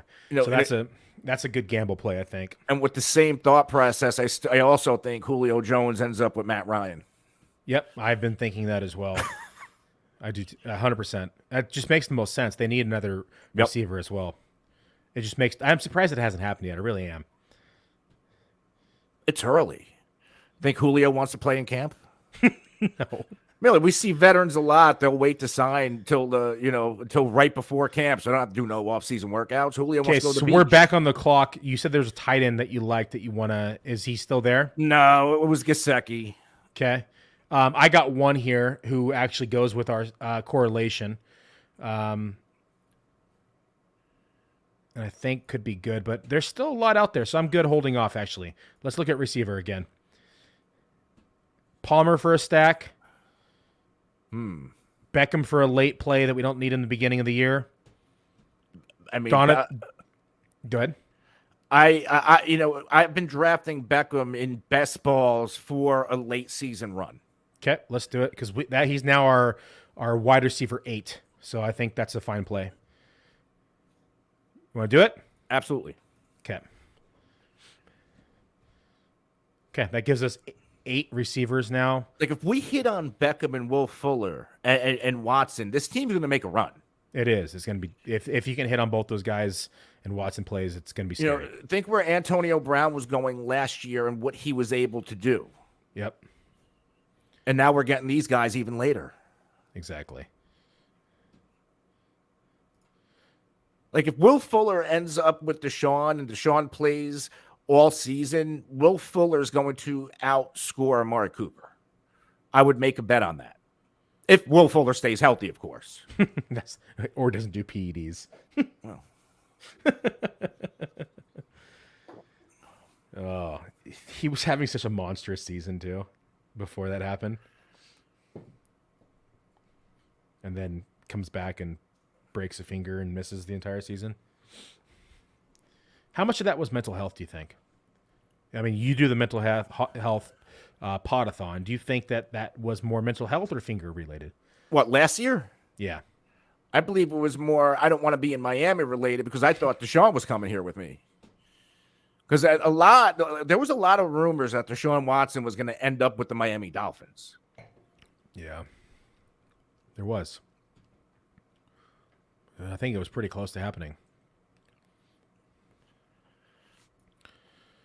But yeah, I'm a Will Fuller guy, despite all the injury concerns. When we know what Will Fuller can do, he's done it before. Yeah. Wide receiver 8 in 2020. That's what we can expect from him. Yeah, In points per game. And I always say there's best ball targets and there's redraft targets, right? Yeah. I 100% like Will Fuller more in best ball. I 100% like Marquez Valdes-Scantling more in best ball. Yeah. Right. Like I do not really want these guys as much in redraft. Scantling, okay, I'll probably take him in a few redraft leagues, but these are the kind of guys that, like, when you talk about best ball, that's their game, right? They're going to have these spike weeks that they're going to blow up and be a top 5 or 10 wide receiver for the week. That's what you want in these best ball rosters. Mm-hmm. Now, in the same breath, I used to have the same feeling about Marquise Brown. Is he still purely a best ball guy, or is he somebody you can draft everywhere? You can draft him in redraft. Yeah. Last year, he was wide receiver 5 through the beginning of the season. Yep. And people forget how good he was. There was a few teams that players dropped him because he had a really bad week 1 or 2 or whatever it was. and somebody dropped him in a couple leagues. And I went out and spent I dropped 30 fab on him or something. And it was, I probably should have dropped more, and I got him in all these leagues, right? But then he turns around and just becomes wide receiver 5 through the first half of the season, or quarter of the season, or whatever it was, 6 games or something like that. And yes, he has spike weeks, but he had a big involvement in that offense, right? He was getting targets. He has designed plays for him. And when you look now, he was traded to Arizona. He's reunited with his college quarterback, right? They already have the chemistry. They already have that rapport that they know each other from college. They're going to be able to, that's the foundation that's already there. They're going to be able to build upon that at the NFL level now. They're going to be able to expand and utilize that connection. And yes, it's a little different because the speed of the NFL is different, but both have succeeded already at the NFL level. You reunite that, and plus you have a DeAndre Hopkins suspension. I think Brown's going to have a pretty damn beginning of the good year. My fear is that he's being a little overdrafted because he's going to come out so hot. Weeks, what is Hopkins spend? 6 weeks? Is that what it is? Yes. So he's going to start out hot 6 weeks. Hopkins is back. Boom. Now, second half of the season, when you're getting into playoffs where it really matters, that's where he's going to start falling off, right? And that's when you're going to start, needing more fantasy points, and he's not going to be producing at the level in which you need from someone you're drafting in the top 3, 4, 5 rounds. There was a 13-week span starting back in week 12 of 2020 that ended week 9 of last year. And all the games he played in 13 of those games in that stretch. In 11 of those games, he scored a touchdown or had 98 yards receiving. Yeah, he's good. I mean, he just blows up at games too. All right, we're coming back. We are about 4 picks away. Still some wide receivers I like. We probably got to start taking a look at tight end. I'm going to look at correlation real quick. Chargers again. Ooh. Is he gone? I say somebody take someone I'm looking for. I got to pull the board back up. So. I don't. Oh, they did. They took him in round 13. Everett's gone. That's exactly who I was looking for right now. I would also went Henry. Yeah, I think Henry's gone too. Yeah, he just went 15. Okay.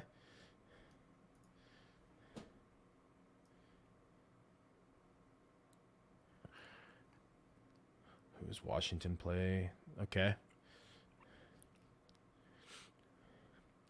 Now, how many tight ends would you draft? I'm a little bit uneasy here with the tight ends that are left. So do we we at least need 2? Do we go to 3, or do we stick at 2? When I wait this long, I'll take 3. Okay, good.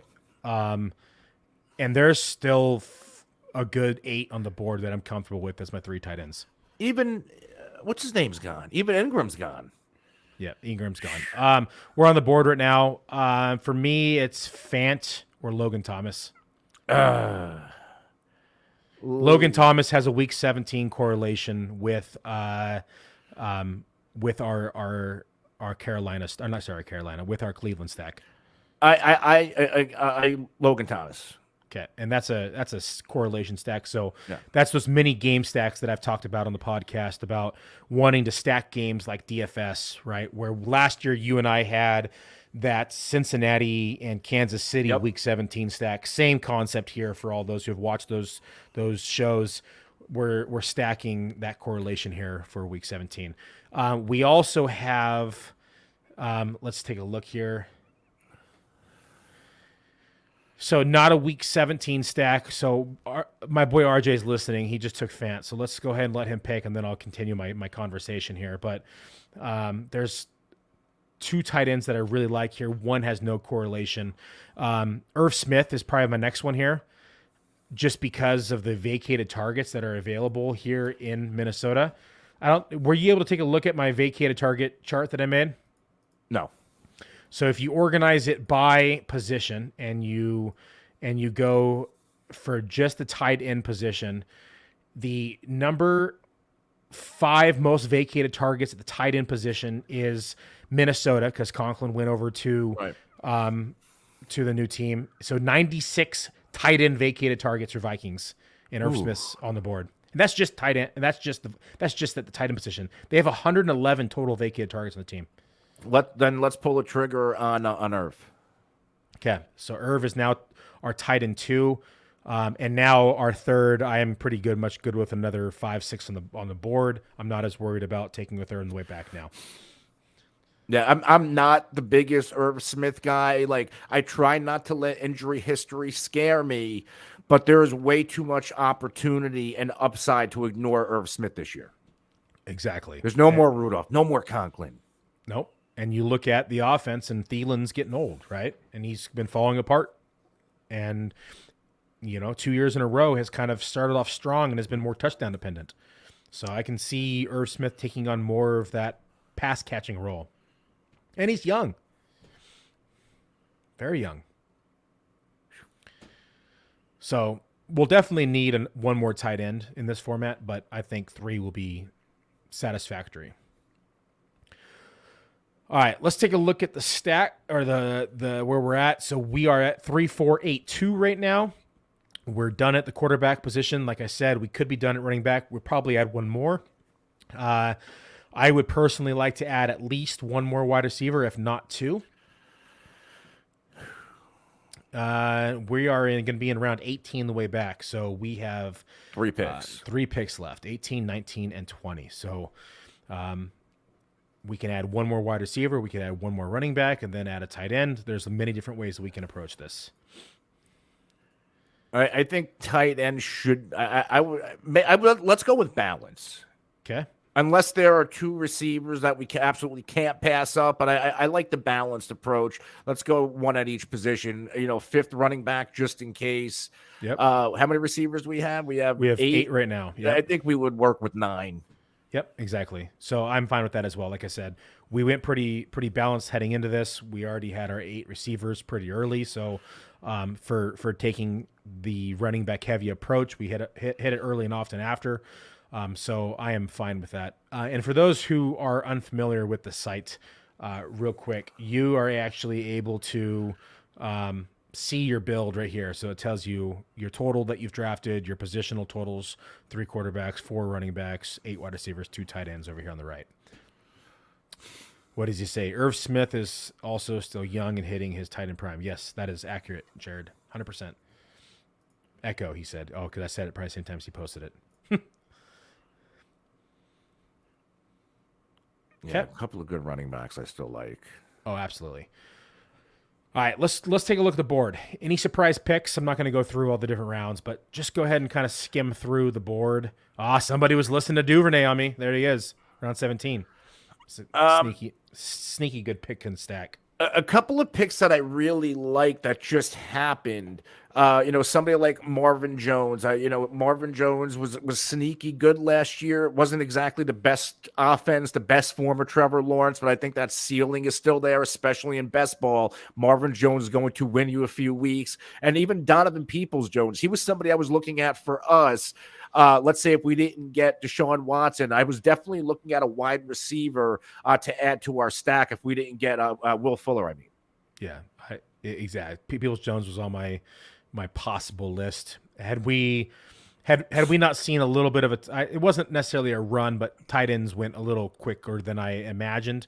We're still in a pretty damn good spot with them, but somebody like Everett went a little earlier than I anticipated. No.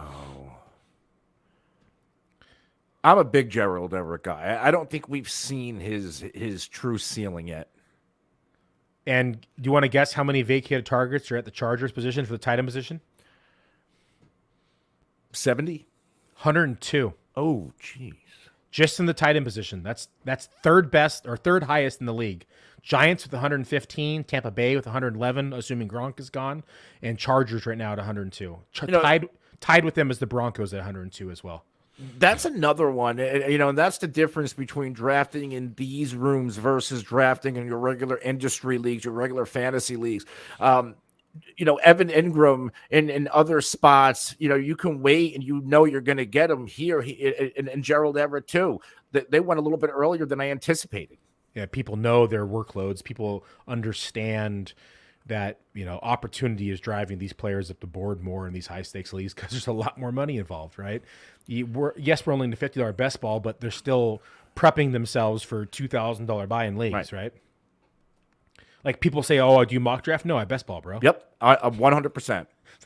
mock draft. Best ball's the new mock draft. Yeah, exactly. Just pay a little bit. You're paying not to get auto drafts, not to see 9 auto drafts. That's how you guarantee at least somebody cares. Exactly.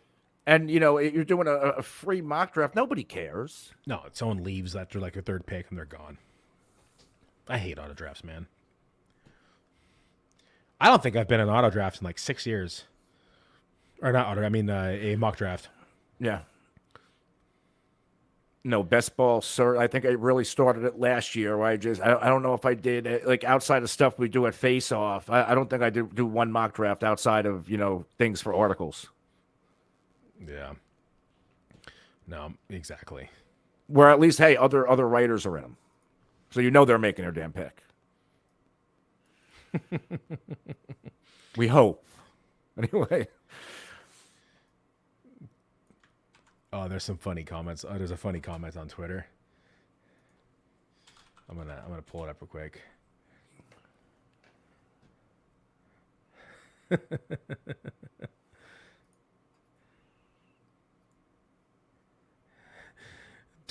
We posted that we were drafting together, and someone put two Paisans drafting together. Two Italian men drafted. Oh, I was hoping Stalder took him. James Washington was on my board. One of my Cowboys. Sneaky good pick. And there goes Marlon Mack too. God damn it. That's who we both wanted him. Yeah. Okay. We're on deck. Let's take a look here. I say we can push now running back until the final round. So tight end for me. I'm going to wait till Monkeypox picks before I say it. There's two of them here I'm fine with, actually. So it's either Hayden Hurst or it's going to be Ricky Seals for me for the third tight end. Let's go with my Potathon partner. Let's go Hayden Hurst. He's one of my guys. Another one of those late tight end, values with potential big time upside. Cap. Uzoma's gone. Yep. Vacated targets wise, I'll kind of run you through the numbers real quick. So Bengals have 63 vacated targets at the tight end position, which is 94.03% at that position. And then the Giants have 115 vacated targets at the tight end position. Does that change your mind? A little bit. Obviously, Hayden's the better talent. He's a first round pedigree. Okay. And Hayden Hurst, final answer? Yes. Do you want to phone a friend?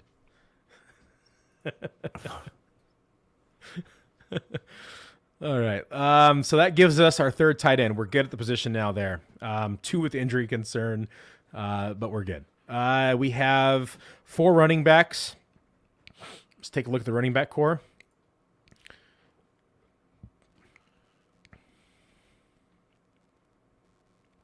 And we're on deck. There's one in here that I think I would like at this turn rather than waiting for the next one because he might not make it back. I'm going to just look a little deeper, make sure I'm not missing anybody.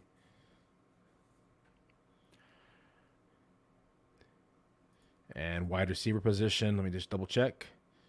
Lots of receivers I'm okay with on the way back. So I think receivers. Let's go with our running back. Yeah. RJ's waiting for us to say something. He's waiting. Tell me who you like so I can pick him, he's saying right now. I can hear him. We're not going to say it, RJ. You're going to pick. He's got 3 seconds. Took Mark Ingram. Okay, I like Damian Williams here. Ooh. I personally think that he's going to be more involved than people think. I'm not sold as Tyler Algier, and Algier had fumbleitis in college as well. They're already talking about moving Magic Cord out to receiver a little bit more, which makes more sense for him, given his background. So that's the pick for me, but I'm open for discussion if you have anyone else. I'm in for either Damian or Trey Sermon. No, Damian. Fuck Trey Sermon. Let's do it. And that's coming from a Niner fan. They drafted what's his name, Pierce, right? And I think that it's like he's gonna be more involved. Like Mitchell's got to look over his shoulder a little bit, I think. And he went a little earlier than I expected. Price went in round, was it Eli? 16? No, Davis Price. Oh. No, San Francisco drafted him in the 3rd round, right? So he went ahead of a lot of running backs. He fits the scheme well. He's a one-cut runner. He's going to get downhill. I think that if, like Mitchell, it's Mitchell's job to lose, but if Mitchell gets hurt, Price is going to step in and be a pretty damn good running back. So you just think that Sermon's just toast at this point? Dude, Sermon was such trash last year. You look at like the games that he got to play because of all the injuries, he looked stiff as a board. Like he just did not look like he was comfortable running the ball. I don't understand how they drafted him in the 3rd round last year. But Price to me is that's the Sermon replacement because this Niners running back core has had injury concerns. Mitchell has shown that he can't handle the workload, right? You still have Wilson there who has also shown a lot of injury concerns. So I think Price was drafted a little early, but nonetheless, they got their guy, and I think that he's going to be involved.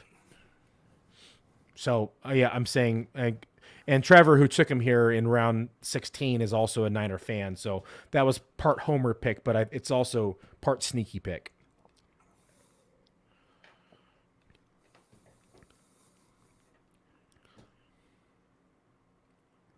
You know, I know you had a lot of conversation on Twitter about Chris Carson. He's still on the board right now. No, Chris Carson. No, I don't want to take him. I'm just saying, like, how do you feel? Like, you think because they drafted the rookie in the 2nd round, is Chris Carson, is that like more of a sign that Chris Carson is probably going to retire with that neck injury? So I don't think Chris Carson plays again. He missed all of last year. Neck injuries are tough to come back for. He had a cervical fusion, correct?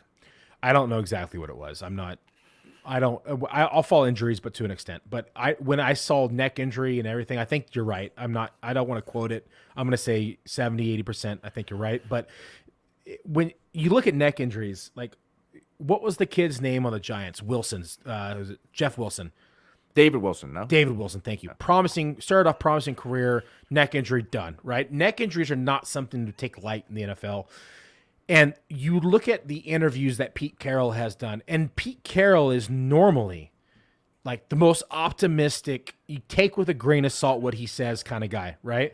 Always that, he's going to play on Sunday, he's healthy, he's doing good, he had a good week of practice, right? But everything that Pete Carroll has said up to this point is pretty much along the lines of, we got to see how he's feeling. We want him on the team. He's a good player, but we just don't know if his body can take the hit. Like, coming from the most optimistic coach in the NFL, that doesn't seem like it's going to happen. And I don't think they go out and spend a round 2 draft pick on a running back if they think Carson's going to play. It doesn't make sense. Why would you do that? If you think Carson's going to play, you take a running back in round 4, 5, 6. Right. Yeah, that told us everything we need to know. And so for me, it was like writing's on the wall. Carson's done. Penny, had they not re-signed Penny, okay, I see why they take a running back round 2. But they re-signed Penny, who had one of the best down the stretches runs I've seen, period. 600-plus yards and 6 touchdowns down the stretch. I mean, had he had that pace all year, he's the running back 1. Real talk, right? That was a monstrous run down the stretch. They re-signed him and draft one of the best pure runners in the draft class. Carson's not playing, in my opinion. Yeah, I agree. Trevor says, for sure, it's Mitchell's injury. Worry me. Think he has a real shot at time. Yep. That was in regards to price. And then Stats Guru, our commissioner, also says 27 quarterbacks over the first 69 picks. That's a lot. How many quarterbacks? 27. Phew.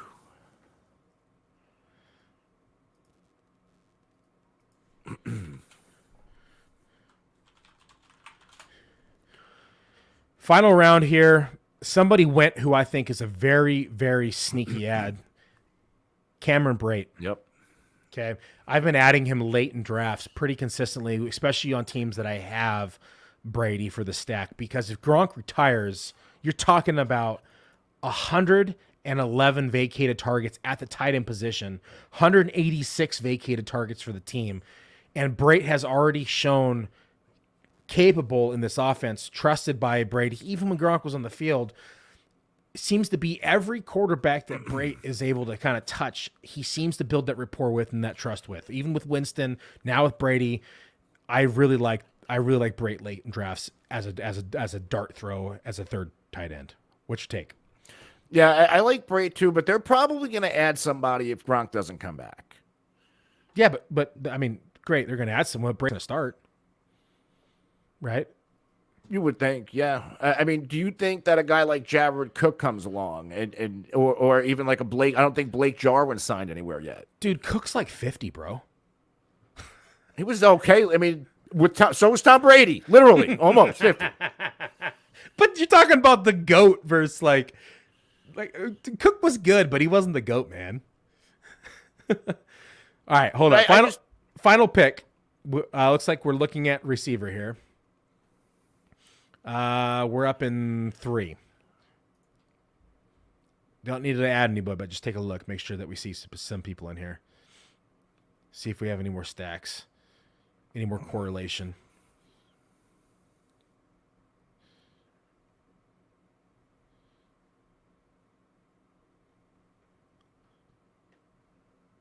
Wow.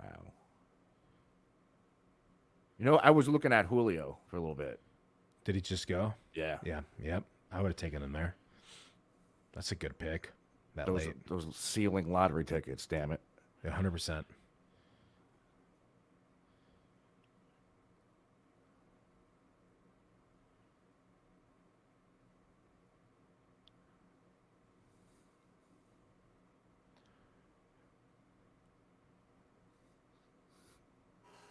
Okay, I got my eye on a couple of receivers. Let me take a look just to make sure nobody snuck by us at running back. Nope. And tight end, we're on deck. Heads up. We don't need a 4th tight end, but yeah. No, we're good. Wide receivers they'll call here. Just getting deep. There's still a couple wide receiver 2s for their teams on the board here.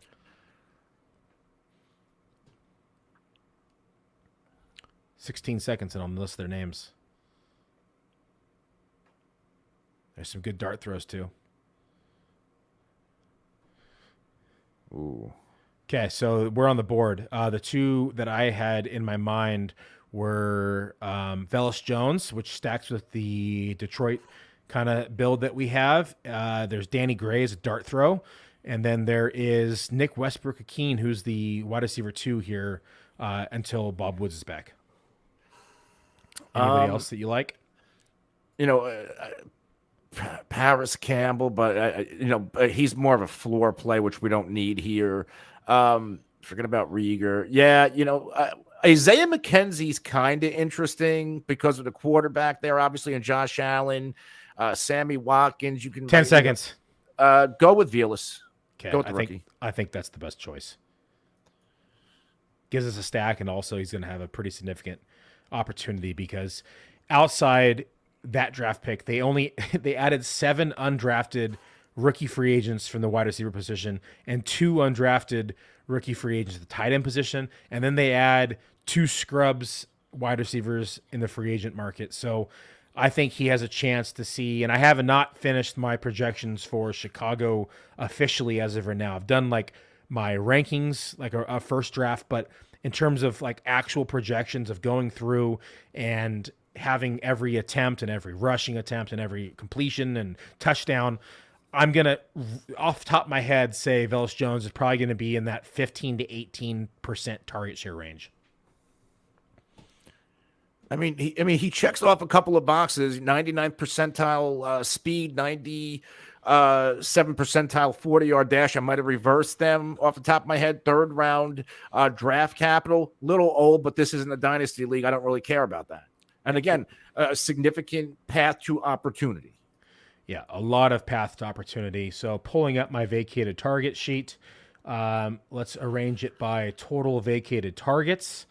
And we will go down. Oh, that's by percentage. My mistake. Down the list, Chicago has 217 vacated targets on the team. 41% of their target share is up for grabs. Vacated air yards is 1,825 vacated air yards. Of all those targets, 74.65% or 162 targets are at the wide receiver position. That's a lot of targets. Wow. So sneaky good pick at the end. Let's run through our team before we wrap up the podcast. We started off with Herbert, Watson, came back around round 3, took Swift, Higgins, and Chubb, then came back and took Mike Williams and Elliott, came back from there and took Ayuk, Jones, then Myers, Harris, Jameson Williams, MVS, Fuller, Odell Beckham, Logan Thomas, Irv Smith, Hayden Hurst, Damian Williams, and then Jones at the end. How you like the team? What's your overall impression? I think there's a lot of ceiling on this team. Obviously, the team depends on, like we said earlier, Deshaun Watson. I don't love our wide receivers, but if you look at who we took, we don't need 2 or 3 to stick out. We need 2 or 3 to stick out here and there and all contribute at some point. So, I really like our team a lot. I do too. I felt like we did not. I normally will grab when I'm building at FFWC, and like I said, there's more than one way to skin a cat. You can build so many different ways. But my ideal build usually is like anchor running back, and I'm building like 4 or 5 straight wide receivers, right? Because we're in 3 wide receiver start. But that being said, we have 3 really studly running backs here that I was not really able to pass up. And then we were able to hit the volume later in order to make up for the lack of playmakers at the top. So I think that we were able to do that. We're a little light at the position, in my opinion, but I think overall I like the players that we selected. We have a mixture of floor and ceiling, so I think that we made up for it. I still think it's our weakness of the team, but overall I like the team. The weakness is wide receiver? I do think it's the weakness is wide receiver, yeah. And if Watson doesn't play, the weakness is quarterback too. But yeah, but if all things are well and Watson does play and Will Fuller does sign there, I think the wide receiver is less of a weakness if Watson and Will Fuller reconnect. Exactly. And I truly believe Jameson Williams pops this year. I absolutely love what he brings to the table. Absolutely, he's dynamic. Well, Anthony, I want to say thank you for joining the podcast. Thanks for joining the show. Always a pleasure to draft you. I'm happy to do more of these with you. You and I won quite a bit of money last year together with the one team that we did. I know we we've need to talked do more. I know we've talked off air about doing a handful together, so we'll talk more behind scenes. But why don't you tell the listeners where to find you, where to find your work, your Twitter handle, the whole shebang? All right, guys, you can follow me on Twitter at The Real NFL Guru. You can find a lot of my audio and video work at the FFFaceoff and FFFaceoff.com. And I'm also an NFL writer over at the Game Day NFL. And guys, please don't forget, July 16th and 17th, the FF Faceoff Mental Health Podathon. It's going to be our third year. We're partnered with Hayden Hurst and his foundation to fight mental health. And we're going to have a really, really nice guest lineup. Awesome. Great cause, great podcast. You get Matthew Berry on there, I think, right? There's a lot of big names that join that show. We might have secured Dan Orlovsky. That's awesome. So awesome event, awesome cause. Thanks for everything that you do in the industry. Thanks for joining us tonight. Make sure to keep your eyes peeled. The Fade List article that everyone said they wanted to see me write will be up next week, probably first part of next week. I've already finished quarterbacks and running backs. I'm going to do wide receivers and tight ends over the weekend, so keep your eyes peeled. That's going to be posted to the site. I'll link it on Twitter. And then, of course, you know me, everybody, we're going to be doing drafts. So we'll see you soon. Take care. Thanks for joining. Have a good night.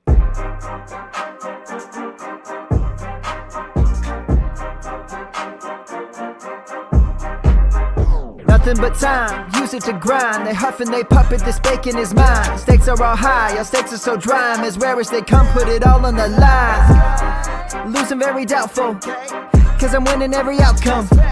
I'm impressed by his guess, there's no reason to guess. Drafting like I won the lotto, but it's grind every day. Managing teams is just part of the game. Free agents, lineups, they all in one place. This is the content that can't be replaced. Speaking of place, first is the option. Win is the goal and I do it real often. Tournament entries, I already bought them. I bury the field, that's the nail in the coffin. Checking my watch, checking my clock. Grind is the time, I ain't never gonna stop. Digital, analog, never gonna stop. You ain't never gonna stop, I ain't never gonna stop. Checking my watch, checking my clock. Grind is the time, I ain't never gonna stop.